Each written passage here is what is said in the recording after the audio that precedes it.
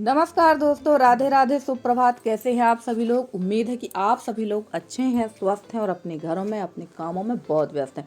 तो दोस्तों, हो चुकी है शाम की शुरुआत और शाम को यहाँ मैं कर रही थी खाना खाली, क्योंकि बर्तन वगैरह निकालना है। बर्तन वाली आ गई थी बर्तन धुलने के लिए और सारी रसोई को साफ़ कर लेते हैं, क्योंकि यहाँ पर दोपहर को लगती है बहुत ज़्यादा गर्मी। तो खाना खाने के बाद बर्तन जो थाली वगैरह थी वो तो रख दी थी, सिर्फ रसोई साफ़ नहीं हो पाई थी, उसकी मैंने कर दी है अच्छी तरह से सफाई। बर्तन निकाल दिए हैं और मशीन में लगे हुए थे कपड़े, तो सारे कपड़े डाल देते हैं सूखने के लिए, क्योंकि अब गर्मी काफ़ी तेज़ होने लगी है। तो अब सुबह के काम तो बहुत जल्दी ही निपटाना पड़ते हैं बाहर के, और शाम को भी जो बचे हुए काम रहते हैं वो शाम को ही हो पाते हैं। तो चलिए, यहाँ पर मैंने कपड़े फैला दिए हैं और काम मैं बड़ा स्लो मोशन में इस समय कर रही हूँ। आप लोगों को लगता होगा कि बहुत फास्ट काम कर रही, पर ऐसा बिल्कुल भी नहीं। काम धीरे धीरे ही हो रहा है, क्योंकि एकदम थकान बहुत ज़्यादा है। अभी भी मुझे वीकनेस बहुत ज़्यादा लग रही है। तो धीरे धीरे ही स्वास्थ्य अपने गाड़ी पर पहुँचेगा, क्योंकि बीमार होने में ज़्यादा टाइम नहीं लगता, स्वस्थ होने में काफ़ी टाइम लगता है। तो चलिए, यहाँ कपड़े फैल चुके हैं और उसके बाद यहाँ पर जो रखा हुआ था साबूदाना, मैंने फुलाया था और उसमें हो गई थी चींटी, तो वो मैंने नहीं बनाया और यहाँ पर इसको रख देते हैं डिब्बे पर। ये दोबारा से काम पर आ जाएगा, क्योंकि ये एकदम साफ़ सुथरा हो गया है। और फ्रेंड्स, अब चलते हैं गाय लगाने के लिए, क्योंकि शाम की हमारी जो रूटीन होती है वो कुछ इसी तरह की होती है। तो लगा लेते हैं गाय। और फ्रेंड्स, हमारी एक प्यारी सी दीदी हैं, काफ़ी बड़ी हैं हमसे, उनका नाम है राजेश्वरी गौर। तो दीदी की तबीयत काफ़ी लंबे समय से ख़राब है। उन्होंने बताया ही था कि उनकी जो किडनी है वो 25% काम कर रही है, और अभी दीदी का ऑपरेशन हुआ है हाल ही में। पर दीदी, मुझे ये नहीं पता है कि आपका किडनी ट्रांसप्लांट हुआ है या किसी और चीज़ का ऑपरेशन हुआ, ये भी बताइएगा। और फ्रेंड्स, सब लोग प्रेयर करिए कि दीदी जल्दी से जल्दी ठीक हो जाए, एकदम स्वस्थ हो जाए और हम लोगों के साथ ऐसे ही हमारी फैमिली में बनी रहें। क्योंकि दीदी ने बताया कि उनकी तबीयत ऑपरेशन होने के बाद काफ़ी ज़्यादा ख़राब है, एकदम वो सुस्त बिस्तर पर पड़ी रहती हैं, किसी प्रकार का काम नहीं कर पा रही हैं। तो दीदी, आप हिम्मत रखिए, क्योंकि अगर आप हिम्मत रखेंगी, आपका कहना चाहिए विल पावर अगर तेज रहेगा, तो आप जल्दी ही ठीक हो जाएंगी। और हम लोग सब आपके लिए प्रार्थना करते हैं कि आप जल्दी से ठीक हो जाएं। तो चलिए, यहाँ हमारी गाय भी लग गई है और यहाँ शायद मैं फ़ोन पर बात भी करती जा रही थी और गाय भी मैंने लगा ली। और इस गाय को हो गया था लंपी वायरस, जो मेरे पुराने व्यूअर्स उनने देखा ही होगा। और गाय ये दूध तो काफ़ी अच्छा देती थी, लगभग दोनों टाइम में इसका दूध था 5-5.5 लीटर।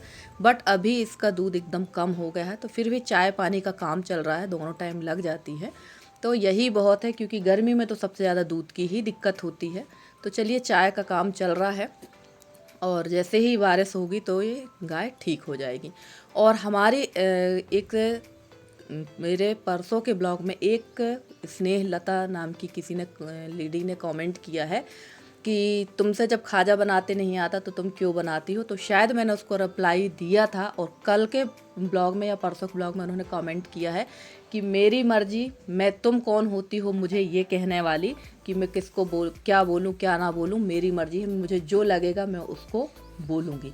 तो मैं भी आपको एक चीज़ बहुत अच्छी बोलना चाहूँगी कि जैसे तुम्हारी मर्जी है कि तुम चाहे जिसको जो कुछ बोलो, पर हमको मत बोलो। अगर आप हमको बोलोगे तो हम भी आपको बोल सकते हैं, ये हमारी मर्जी है। तो जैसे आप अपनी मर्जी दूसरों के ऊपर थोपती हो ना, वैसे दूसरों की मर्जी को भी अपने ऊपर थोपने की परमिशन दिया करो। और इस तरह के भद्दे कमेंट करके ना ये मत बताओ कि तुम कितनी अभद्र हो, है ना। क्योंकि तुम जैसे लोग की सोच से, तुम लोगों की मानसिकता से ये पता चल जाता है कि यार, तुम लोग जब हम लोगों को इस तरह से ट्रीट कर सकते हो तो तुम अपने घर वालों के साथ किस तरह का व्यवहार करते होगे, ये समझ में आ जाता है। तो खैर छोड़ो, मुझे तुम जैसे लोगों के मुँह भी नहीं लगना है, और ना ही मैं तुम लोगों से किसी प्रकार की इस तरह की बात करके अपना दिमाग को ख़राब करना चाहती हूँ। और गाय लग चुकी थी और चूल्हे में खाना नहीं बनेगा, यहाँ पर मैं चूल्हे की लिपाई पुताई कर दूँगी और चलूँगी मैं अगले वाले कमरे में, क्योंकि वहाँ पर भी झाड़ू लगाना है। और धूल तो इस समय बाप रे बाप, इतनी गजब की धूल है कि समझ नहीं आ रहा है कि धूल आ कहाँ से रही है। तो ये घर में इस समय हर घर का यही हाल है। अगर मैं ये कहूँ कि नहीं मेरे घर का बस यही हाल है, तो ऐसा बिल्कुल नहीं, सभी के यहाँ यही कंडीशन हो रखी है। तो चलिए, यहाँ की साफ़ सफाई हमने कर ली है और चूल्हे को मैंने अंदर से भी पोत लिया है। और हमारी एक प्यारी सी सब्सक्राइबर है ज्योति बहन, ये भोपाल में रहती हैं और इन्होंने कल के ब्लॉग में कहा है कि आपने कितने किलो टमाटर सुखाए हैं। और हमारी किरण दीदी ने पूछा है कि तुम्हारे यहाँ का टमाटर का क्या भाव है। तो हमारे यहाँ टमाटर का भाव जो है 20 रुपये किलो है। ज्योति बहन और किरण दीदी दोनों ने पूछा था, तो 20 रुपये किलो हमारे यहाँ टमाटर का भाव है। सबसे अच्छी बात ये है कि हमारी जो ज्योति बहन है उन्होंने कहा है कि भाभी हमारे यहाँ 12 लाख के टमाटर बिके हैं। शायद इनके यहाँ टमाटर की खेती होती है तो इनके यहाँ 12 लाख के टमाटर बिके हैं। बहुत अच्छी बात है। खेती में बहुत ज़्यादा मेहनत लगती है और जब मेहनत करो और उसका फल अच्छा मिलता है तो अच्छा भी लगता है। तो इनके 12 लाख के टमाटर बिके हैं और उन्होंने कहा है कि आपको कितने टमाटर की ज़रूरत है आप बताइएगा, आप आ जाइए तो आप मेरे यहाँ से टमाटर ले जाना। तो बहुत बहुत धन्यवाद ज्योति बहन कि आपने हमें इतना कहा, इसके लिए हम आपके बहुत बहुत आभारी हैं। आपने बोल दिया, हमने ले लिया, पर हम उतनी दूर आएंगे तो उससे बेहतर है कि हम यहीं टमाटर लेके सुखा लें। और ज़्यादा नहीं, मैंने 5 किलो टमाटर ही सुखाए हैं और थोड़े बहुत और मिल जाएंगे तो 5-6 किलो और सुखा लेंगे। और यहाँ मैंने गेहूँ भर दिया है बोरी पे क्योंकि आटा लगभग ख़त्म ही हो गया है मेरा। और इस कमरे में आ गई थी मैं सफाई करने के लिए और बहुत भयंकर वाली धूल है यहाँ पर भी। अगर मैं पूरी साफ़ सफाई करूँ ना तो लगभग 1.5 घंटे लग जाता है। ये देखिए इस कदर का हाल है। और लिपाई करना है धीरे धीरे, तो अब धीरे धीरे ही पूरे घर की लिपाई करूँगी। और इसके बाद यहाँ मैं सफाई कर ही रही थी कि मेरी बगल वाली जेठानी जी आ गई थी।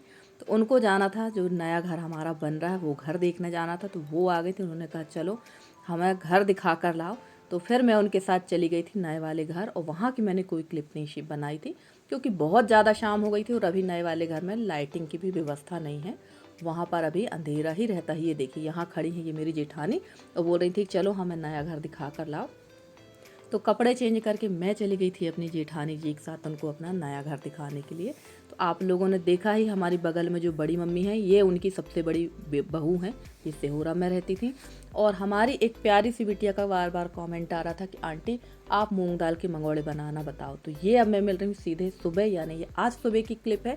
तो मैंने दाल शाम को ही फुला रखी थी, बट मैं चली गई थी दीदी के साथ में यानी जेठानी जी के साथ में। तो काफ़ी टाइम हो गया था वहाँ से आने में और फिर मन भी नहीं हुआ बनाने का। तो मैंने दाल तो भिगो रखी थी, तो दाल मैंने धुल ली है और दाल को मैंने रख दिया था फ्रिज में क्योंकि अगर ऐसे ही रख देते, गर्मी के दिन थे तो दाल ख़राब हो जाती। तो छिलके वाली दाल है और इसको बहुत अच्छी तरह से इसी तरह से पानी में डाल डाल के धो लेंगे। और यहाँ मैंने क्लिप कम बनाई है, साफ़ पानी से भी मैंने इसको धुला था। ये कमेंट मत करिएगा कि आपने गंदे पानी से ही धुला है। और ये जो पानी है और ये छिलके हैं ये सारा गाय को खाने के काम पे आ जाता है। तो हम लोग ये पानी दाल, चना की दाल हो, मूंग की दाल हो, उड़द की दाल हो, किसी भी प्रकार की दाल जब धोते हैं तो पानी को फेंकते नहीं हैं। छिलका सहित पानी, छिलके जो है इसी दाल के पानी में डाल के नमक डाल देते हैं तो गाय बड़ी आसानी से खा लेती हैं। और मूंग दाल के मंगोड़े आप जब भी बनाइए तो थोड़े बहुत छिलके ज़रूर रहने दीजिए। मैं ये नहीं कह रही कि बहुत ज़्यादा छिलका रहने दीजिए, पर थोड़े बहुत छिलके रहने दीजिए क्योंकि मूंग दाल एक ऐसी दाल है जो बहुत सुपाच्य होती है और इसको खाने से हमारी भूख भी बढ़ती है। तो बिल्कुल थोड़ी ही 1 कटोरी मैंने दाल डाल रखी थी और दाल को बहुत अच्छे से धोने के बाद मैंने उसको पीस लिया था। और दाल मैंने पीसी है मिक्सी में। और उस समय मैंने कोई भी क्लिप नहीं बनाई थी क्योंकि ब्लॉग बनाते समय मेरे यहाँ खासकर सुबह के टाइम पे इतने लोग आते हैं कि किसी दिन मैं आपको ज़रूर दिखाऊंगी कि मेरे यहाँ सुबह से लेके 10 बजे तक के बीच में कितने आदमी आते हैं। और आप लोग भी गिनती करिए कि उस बीच में मैं कैसे ब्लॉगिंग करती हूँ, कैसे चाय पानी खाना सारी चीज़ें टाइम पे करती हूँ।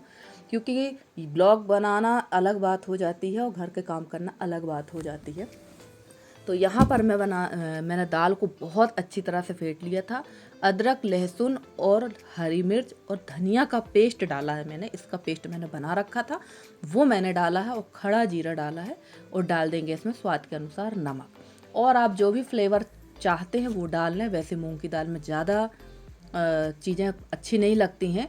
और दाल को इतना फेंटिए आप कि दाल बिल्कुल हल्की हो जाए। और इसका एक तरीका और है, अगर आपको मूंग दाल के मंगोड़े बनाना है तो आप 1 से 1.5 घंटा पहले दाल को अच्छी तरह से मिक्सर में पीस के रख दीजिए।